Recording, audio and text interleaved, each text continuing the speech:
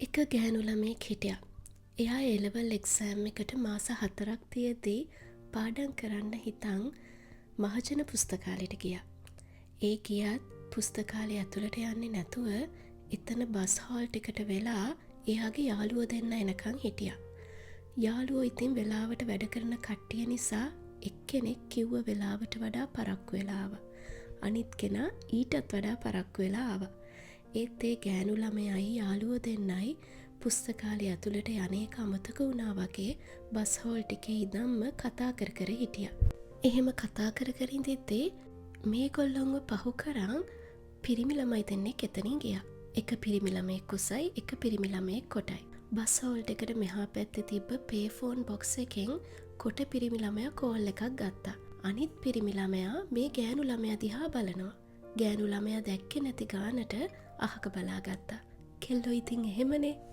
පස්සේ ගෑනු ළමයයි යාළුවෝ දෙන්නයි ලයිබ්‍රරි එකට ගිහිල්ලා ටිකක් වෙලා පාඩම් කරලා ආපහු පහලට ආවහම ගෑනු ළමයාගේ එක යාළුවෙක් කිව්වා අර පිරිමි ළමයාව පෙන්නලා ඒ පිරිමි ළමයා ගෑනු ළමයා ගැන අහනවයි කියලා.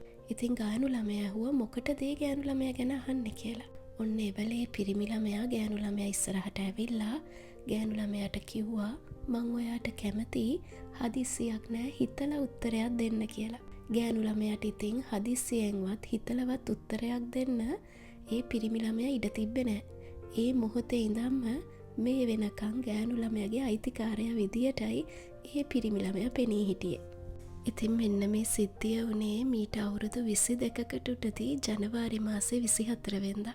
දැන් ඒ ගෑනු ළමයාටයි පිරිමි ළමයාටයි ලස්සන දරුවෝ 3 දෙනෙක් ඉන්නවා. මොන ප්‍රශ්න වුණත් ජීවිතේ මොන හැලහැප්පීම් සුදු වුණත් ආදරයට මුල් තැන දීලා එයාලා ජීවිතේ ඉදිරියට අරන් යනවා. ඒ ගෑනු ළමයාගේ බොළඳ බවට කිසිම හානියක් කරන්නේ නැතුව ඒ බොළඳ බවට ගෞරව කරමින් පිරිමි ළමයා ගෑනු ළමයාව ආදරෙන් බලා ගන්නවා. ඉතින් මේ තමයි අපේ පුංචි ආදර කතාව. මේ අවුරුද්දට අපේ ආදර කතාව පටන් අරන් අවුරුදු 22ක්. ඉතින් ඒ 22 වෙනි අවුරුද්ද සමරන්නයි ජනවාරි 24 වෙනිදා අපි දෙන්න එළියට ගිහිල්ලා ඇවිදලා පොඩ්ඩක් සතුටු වෙලා ආවේ. කොලේකට අත්සන් කරලා නීතියෙන් බැඳිච්ච දවසට වඩා හිතින් බැඳුණු දවස සමරන්නයි මං ආස. දහම් කියන්නේ මගේ හිතේ මං මවාගත්ත ප්‍රේමවන්තයා නෙමෙයි. මේ ඇත්ත ජීවිතේ මාව දරාගන්න එකම පිරිමියා. තාත්තගෙන් පස්සේ මාව බලාගන්න ඉන්න එකම පිරිමියා. මගේ ආදරේ අඩු වැඩි වෙන වෙලාවටත් එයාගේ ආදරේ එකම විදියට වෙනසක් නැතුව මට දෙන පිරිමියා. මගේ හැම වැරැද්දකින්ම හොඳක් හොයාගන්න පිරිමියා. මේ ලෝකේ මගේ තාත්තට පස්සේ මං විශ්වාස කරන එකම හොඳම පිරිමියා. මුළු ලෝකෙම එක පැත්තක් වෙලා මාව මඩවලින් නෑවුවත් කිරිවලින් නාවලා මාව පිරිසිදු කරන පිරිමියා. මං හැමදාමත් මගේ මහත්තයාට ස්තුතිවන්ත වෙනවා මම එයාට ආදරය කරන විදියටම මං මටත් ආදරය කරන්න ඕනේ කියලා මට කියලා දුන්න එකට.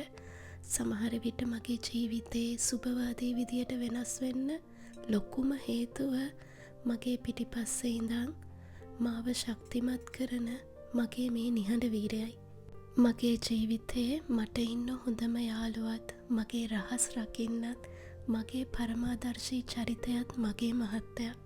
අපේ පුංචි පවුල ඇතුලේ ආදරය, සෙනෙහස, සතුට, සැනසීම පුරවන අධික ලෙස කැපකිරීම කරන මේ පිරිමියට මං හදවතින්ම ස්තුතිවන්ත වෙනවා.